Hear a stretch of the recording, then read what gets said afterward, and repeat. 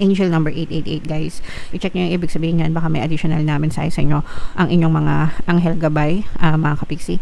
Ito yung blessings guys, no? Maaring may mga bagong kontrata, mga bagong offer na nilalakad kayo, mga kapiksi. And itong mga bagong offer na to, pwedeng mga bagong offer, bagong kliyente, bagong project guys.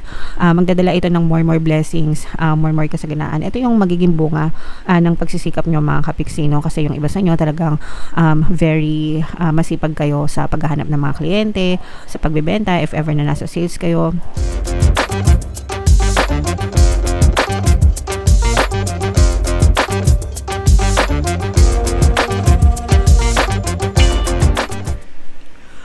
Hello guys, hello Taurus, welcome back to Pinoy Pixie Tarot. Ang pamagat ng episode natin for tonight is first half kapalaran para ngayong August 1 to 15 para sa Taurus, Sun, Moon, Rising, Sign, and Venus. So kung hindi nyo pa napapanood guys yung monthly horoscope nyo, panoorin nyo na, hanapin nyo na lang yung playlist dito sa YouTube mga kapiksi.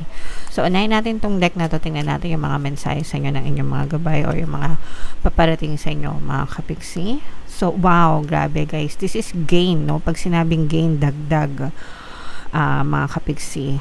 For some of you, this can be financial gains, or whatever gains na pwede nyo ma-experience. Ibig sabihin mag-harvest kayo mga kapiksi, no?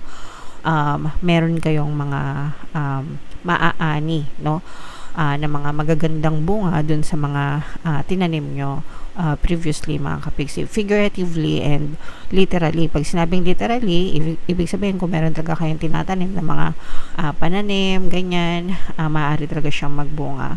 And figuratively naman, ibig sabihin nito, your hard work is paying off mga kapiksi. Nagbubunga na yung mga pagsisikap nyo, and eventually makakapag-ani na kayo ng matatamis na bunga guys. Okay? Alright, so imayin-mayin nyo na yan. Tag-ani na yan mga kapiksi, harvest season para sa Taurus. Ibabangga natin yan sa reading nyo mamaya guys. Okay?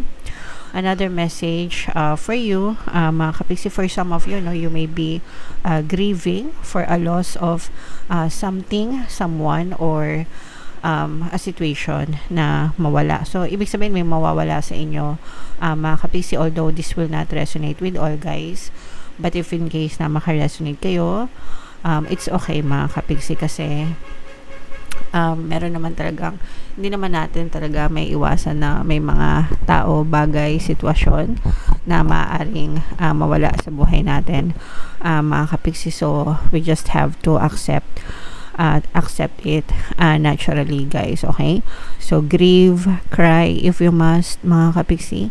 Iiyak nyo lang hanggang sa maging ma-okay kayo guys. Alright. Okay. And then another message for you Taurus. Ito guys, pinag-iingat kayo. This is a reminder or babala, warning na mag-ingat kayo sa mga taong pinagkakatiwalaan nyo, sa mga tao sa paligid nyo guys, because some of them maaaring niloloko lang kayo or pinagsasamantalahan kayo mga kapiksi. Okay? Someone is wearing a false mask. Ibig sabihin nagpapanggap, no? Maaaring nagpapanggap sila na mabait kapag kaharap ka, kapag kausap ka, pero pag nakatalikod na, maaaring sinasaksak ka patalikod, mga kapiksi. So maaari kayo magka-betrayal issue guys. Ibabangga natin if ever na may mga lumabas dito mga kapiksi. Alright? So shuffle natin to guys. Itong mga financial gains na to or gains na to, mga matatamis na bunga guys, i-main-main nyo na sa comment section. Shuffle ko to guys. Hanapin natin yung energy ng Taurus. Habang sinashuffle ko to, panoorin nyo muna yung video natin regarding sa ating paano mag-manifest ng abundance video course. Kapiksi, sawa ka na ba sa mga struggles at hirap sa buhay mo? Masipag ka ba at masikap sa buhay ngunit hindi ka pa rin umaasenso? Ilang beses ka na bang nag-attempt magnegosyo at mag-invest pero palagi ka pa rin nalulugi? Sa pagkakataon na ito ay maaaring may subconscious beliefs ka na nagiging balakid sa iyong pag-unlad at pagyaman. Introducing, paano mag-manifest ng abundance video course. Dito ay matututunan mong ma-overcome ang mga balakid mo para tuluyan ka ng umunlad, umasenso, sumagana, maging matagumpay, successful at maswerte sa iyong kabuhayan, pera, trabaho, negosyo sa lapi at kaperahan ng bonggang-bongga. Dali, mag-send na ng email sa pinoypixie@gmail.com at simulan na ang iyong pagyaman ngayon. Alright, so sa lahat ng gusto mag-avail ng course guys, naka-flash sa screen nyo. Una, meron tayong paano mag-manifest ng abundance video course. Meron din tayong paano mawala ang third party at magkaroon ng harmonious na relationship. And meron din tayong paano pabalikin si ex revised breakup. Sa mga interesado guys, mag-send lang kayo ng email sa pinoypixie@gmail.com. So, Taurus guys, kaya I represent ng King of Pence sa ating spread. Latag natin yung spread nyo mga kapigsi. Habang nilalatag natin to guys, sa mga naghahanap ng mga pampaswerte na lucky charms or lucky bracelet, may mga items na makikita kayo guys sa description box nitong video. Pwede nyo i-check out kung gusto nyo mga kapigsi. Ito yung mga sample na products guys, Aventurine at saka Citrine. Napakabisang combo, mga attract ng swerte abundance mga kapigsi. So, check out na kayo guys. Yeah, so this is combination of and this is more on positive, sorry. This is a very positive energy for some of you guys. Meron ditong energy ng air sign, Aquarius, Gemini, Libra. For some of you, maaring may air element kayo sa inyong natal chart or you may be dealing with an air sign. Angel number 888 guys. I-check nyo yung ibig sabihin yan. Baka may additional na mensahe sa inyo ang inyong mga anghel gabay, mga kapigsi.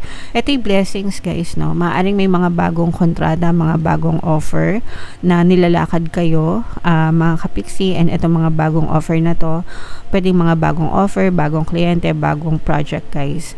Magdadala ito ng more blessings, more kasaganaan. Ito yung magiging bunga ng pagsisikap nyo mga kapiksi, no? Kasi yung iba sa inyo talagang very masipag kayo sa paghahanap ng mga kliyente, sa pagbebenta, if ever na nasa sales kayo, sa paggawa ng mga projects, mga kapiksi. Nakikita natin dito yung consistency nyo na guys, no? Pag sinabing consistent effort, nakikita natin yung pagiging masipag nyo sa mga effort nyo. Let's say for example, freelancer kayo, o kaya naman project-based kayo, ganyan. Talagang nagsisikap kayo na, o kaya naman mga sales agent, ganyan. So, talagang nararamdaman natin yung pagsisikap nyo guys para makahanap ng mga kliyente, makapagbenta, makapag-push ng mga project guys, no? And eventually guys, no? Parang meron kayong mga malalaking kliyente na maaaring ma-close guys ngayong season na to, and mag-uuwi to sa inyo ng mga blessings, no? Maraming blessings sa buhay nyo, mga kapiksi, dahil sa inyong pagsisikap. At saka magbubukas pa ito ng mga other opportunities pa, no? Kumbaga parang meron kang isang satisfied na client, tapos parang i-refer ka, ganyan, or bibigyan ka ng magandang reviews, and manganganak yan ng manganganak, mga kapiksi. Okay, so you will be blessed guys in terms of money, mga kapiksi. And ito naman yung sinasabi natin na someone is wearing a false mask guys, kasi for some of you, I'm sensing na maaring merong nagmamatsyag sa inyo guys, no? And parang merong marurong send. Parang merong marurong send, or parang may magtutweet sa'yo, may magsusumbong sa'yo na parang pinag-uusapan ka behind your back. Baka merong group chat, no, na hindi ka kasama, tapos parang pinag-uusapan ka, and merong isang tao na magmamalasakit sa'yo mga kapiksi, na sabihin ko ano yung mga hindi magagandang sinasabi sa inyo ng ibang tao mga kapiksi. So, kaya parang magkakaroon ka ng trust issues with other people, kasi parang hindi mo alam kung sino yung pagkakatiwalaan mo. Kaya nga lumalabas itong babala na ito mga kapiksi, na mag-ingat kayo sa mga taong pinagkakatiwalaan nyo guys. Okay? Alright. Yung iba naman sa inyo guys, parang feeling ko chumichempo. Parang meron kayong chinichempohan. Tumatiming kumbaga para gawin nyo kung ano yung gusto nyo gawin. And say for example, gusto nyo magnegosyo, parang tumatiming kayo kasi parang hindi pa kayo ready for now, pero parang nag-aantay kayo ng magandang tiyempo. So hindi ko alam kung ano yung magandang tiyempo na yun guys, pero the perfect timing is always now, kasi yung past tapos na yon, yung future hindi pa nag-exist. So it's always now. The perfect timing is always now mga kapiksi. Kaya if meron kayong mga plano, kapag ready na yung mga plano nyo guys, I suggest na i-push nyo na, kasi kapag dinelay nyo pa yan ng dinelay, wala talaga kayong makikitang resulta, mga kapiksi. Alright? Okay, so nakikita na, wow, so eto guys, may mga bagong opportunities pa when it comes to money na i-explore kayo. Parang pinag-aaralan nyo mga kapiksi, no? panibagong adventure when it comes to money, mga kapiksi, no? Parang nire-research nyo mabuti. Let's say, for example, meron kayong natutunan nyo kung paano gumawa ng pera sa pamamagitan ng AI or paano magkapera. Hindi pala paano gumawa ng pera, kung paano magkapera sa pamamagitan ng AI. So parang binubuhos nyo yung panahon nyo, yung attention nyo sa pag-aaral, pagsasaliksik ng ganong topic or kung ano man topic yung meron kayo. And eventually guys, dadating din yung chance na mag-start na rin kayo, mga kapiksi, no? And itong mga start na to guys, itong mga bagong simula, ito yung maaari maging sagot sa mga financial problems or financial troubles if in case na nagkakaroon kayo ng mga financial troubles, mga kapiksi. Yung iba medyo nararamdaman ko, medyo nagwo-worry kayo pagdating sa finances nyo guys, pero wag kayo masyadong mag-alala kasi nga, una, kapag nag-alala kayo and na-stress kayo, lalo lang kayo nagkakaroon ng mga money blocks, okay? Pangalawa, nasa inyo yung energy ng blessings, mga kapiksi, no? So you don't have to worry guys, and you just keep on going and persisting and magdasal lang, and of course sabayan ng positibong mental diet, mga kapiksi, para talagang maging maganda din yung takbo ng inyong kaperahan. Meron tayong mga subliminals guys, no, dito sa ating channel, libre lang lahat yon, panghatak ng pera, ng swerte. Pwede nyo pakinggan guys para makatulong sa inyo. And yeah, so comment down below if naka-resonate kayo. Again, guys, imayin-mayin nyo na itong mga blessings na to. Mga kapiksi, bunat lang tayo ng isa pang card para sa inyong additional na mensahe guys.